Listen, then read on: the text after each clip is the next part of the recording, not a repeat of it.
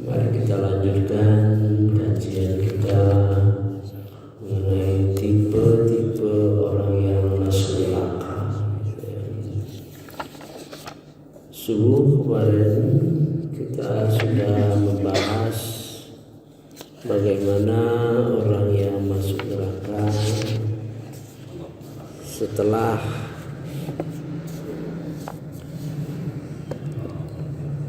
Nabi Muhammad SAW di dalam ayat nomor 41 membaca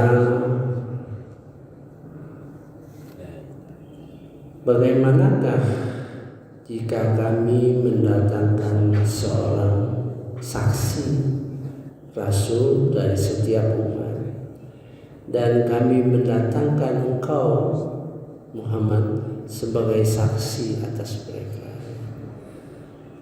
Nah, setelah sampai ke ayat 41 itu beliau memberikan aba-aba supaya Muaz stop ya membaca surah An-Nisa. Fakaifa idza ji'na, bagaimanakah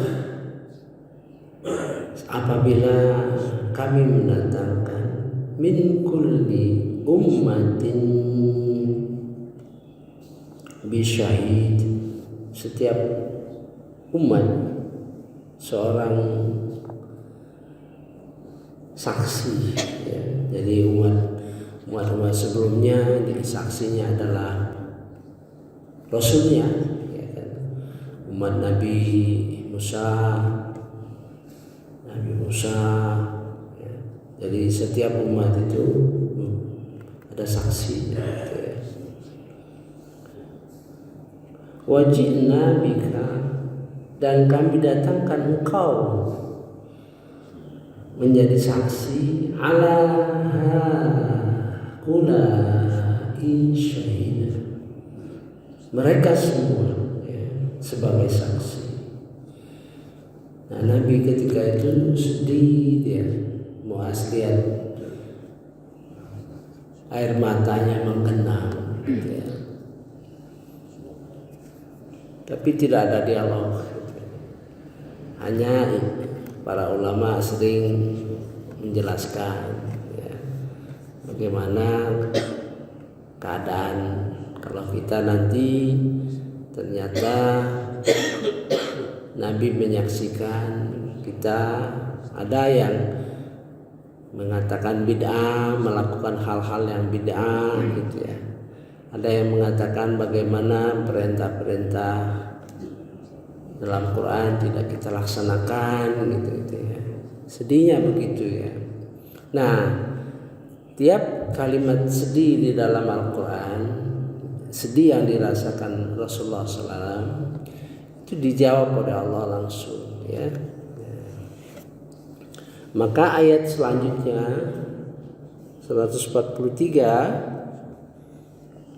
142, pada hari itu orang yang kafir dan orang yang mendurhakai Rasul Muhammad berharap sekiranya mereka diratakan dengan tanah, maksudnya dikubur atau hancur luluh menjadi tanah, padahal mereka tidak dapat menyembunyikan segala kejadian apapun dari Allah. Itu secara tidak langsung harapan mereka gitu, setelah masuk neraka. Ini istimewanya ada dua kelompok. Satu kelompok orang kafir, dua kelompok orang yang mendurhakai Nabi Muhammad SAW ya. Yauma idzi yawaddul ladzina kafaru, pada hari itu berharaplah orang kafir dan orang yang mundurhakai Nabi Muhammad SAW wa asawur rasul lau tusawwa bihimul ard.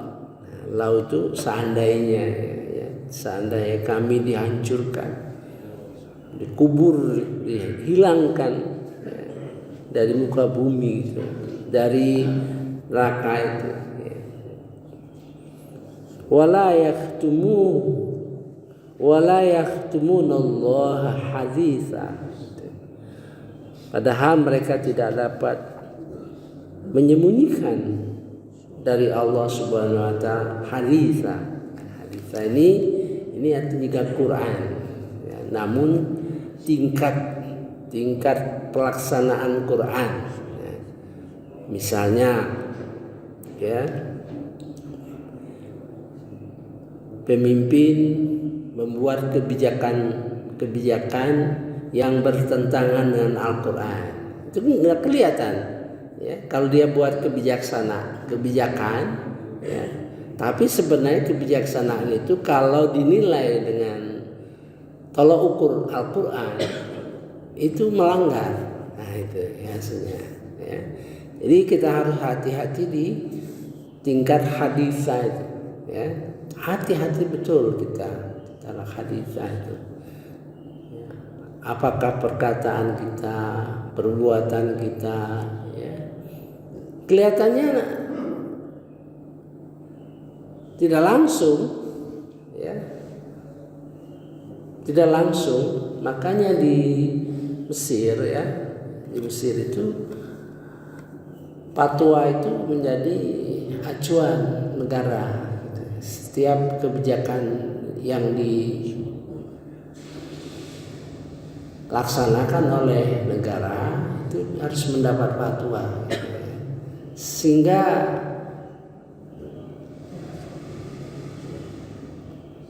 kebijakan-kebijakan yang dilakukan itu sejalan dengan Al-Quran. Memang sepintas bisa lihat, gitu ya. Sepintas orang secara umum kadang-kadang tidak bisa membaca itu, ya. Gitu. Ini ayat-ayat penting ini bagi kita, ya. Nah, sebelum itu ayat 40, 39, 38 sampai 36 itu meningkatkan pertama infak, bahasa yang disebut infak. Kemudian bahasa yang disebut sedekah. Kemudian ihsanan. Nah,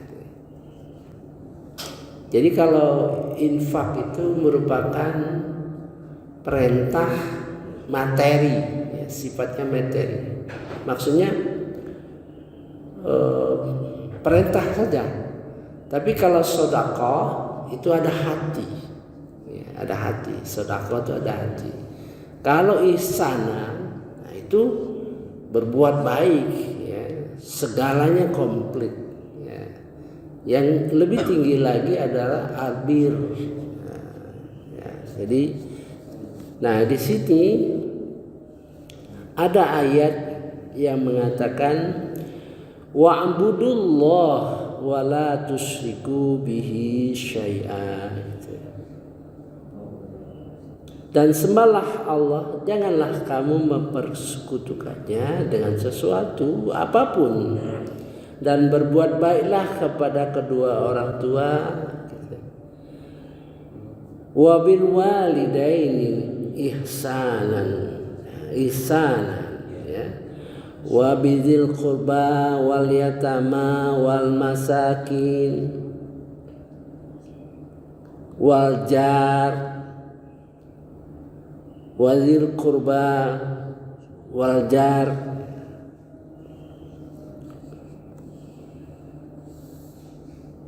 dan berbuat baiklah kepada kedua orang tuamu, karib kerabat, anak-anak yatim, orang-orang miskin, tetangga dekat dan tetangga jauh, ya, teman sejawat, ibnu sabil, dan hamba sahaya yang kamu miliki. Sungguh Allah tidak menyukai orang yang sombong dan membanggakan diri, ya. Jadi ini mirip ya, bahkan sama dalam surah Al-Baqarah 215, perintah infak terhadap kedua orang tua, kerabat, yatim, miskin. Di sini dengan kata ihsana. Ya. Nanti dalam surah At-Taubah dalam perintah zakat diganti dengan sedekah. Jadi tingkatan-tingkatan kata-kata yang berbeda itu ada maksudnya di dalam itu. Ya, perubahan jiwa. Ya. Orang yang memberi sekadar memberi karena dia melaksanakan kewajiban, ya, itu disebut infak. Kalau dirubah kata menjadi sedekah, sudah memasukkan unsur hati. Ya, gitu ya. Kalau ihsanan sudah memasukkan unsur kasih sayang. Nah, itu ya. Jadi pemahaman kata-kata itu penting, karena pemahaman kata-kata itulah ilmu ada di situ. Ya, gitu. Kalau kita baca terjemahan tidak akan ketemu, ya, karena bahasa kita tidak ada. Ya. Wa ma malakat aimanukum, ya, yaitu hamba saya, innallaha la yuhibbu man kana mukhtalan fakhura, sombong dan membanggakan diri. Mukhtalan dan fakhuran sama, sombong juga, hanya sombong mukhtalan itu sombong yang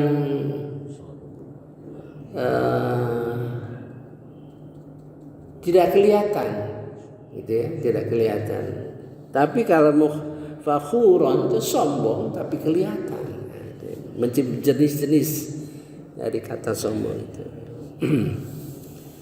Kemudian alladzina yabkhalu, yaitu orang yang sombong tadi dijelaskan, yaitu orang yang kikir. Sebenarnya dasarnya kikir, ya. Orang yang sombong itu sebenarnya dasarnya kikir, ya. Dan mengajak, menyuruh manusia yang lainnya juga kikir, ya. Wa ya'murunan nasa bil bukhli,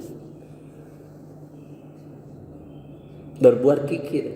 Kita kikir, ngajak orang berbuat kikir, ya.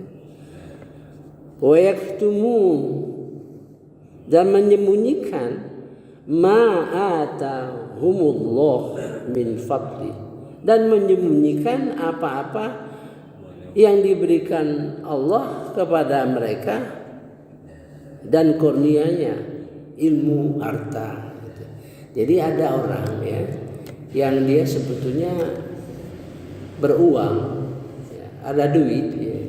Cuman gayanya gaya nggak ada duit, gitu, ya. Itu sangat jelek orang itu, ya. Kita sering temukan orang yang mampu sebenarnya tapi gayanya nggak mampu.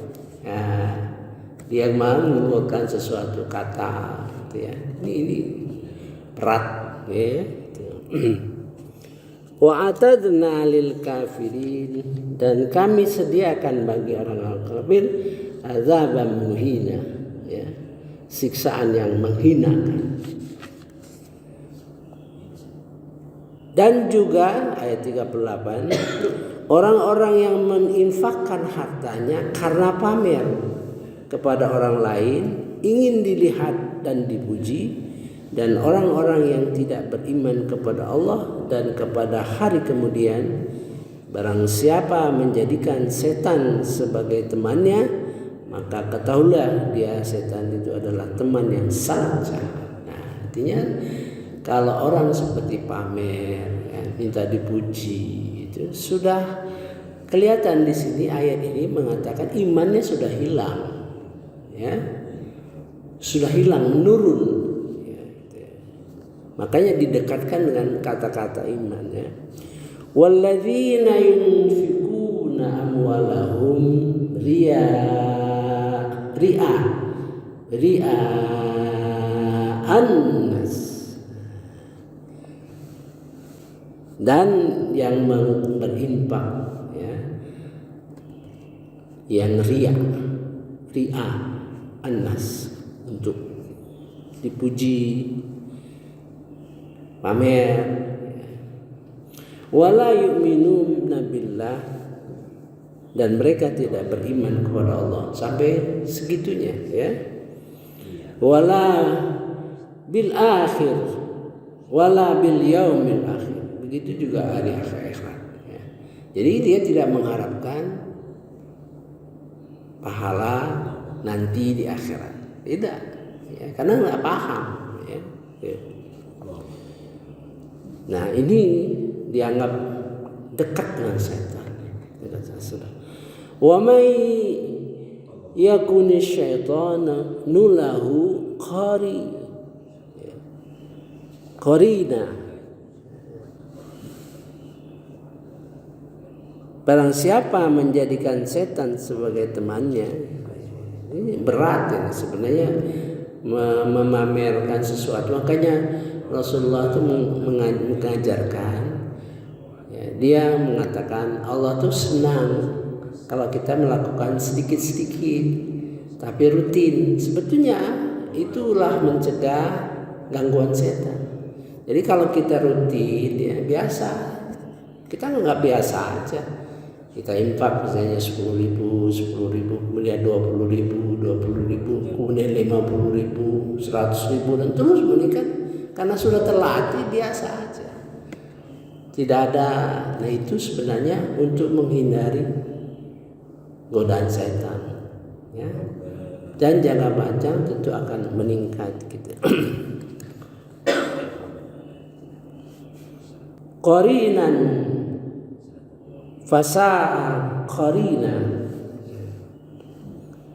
Kemudian ayat lanjutnya, dan apa keberatan bagi mereka jika beriman kepada Allah dan hari kemudian dan menginfakkan sebagian rezeki yang telah diberikan Allah kepadanya, dan Allah Maha mengetahui keadaan mereka.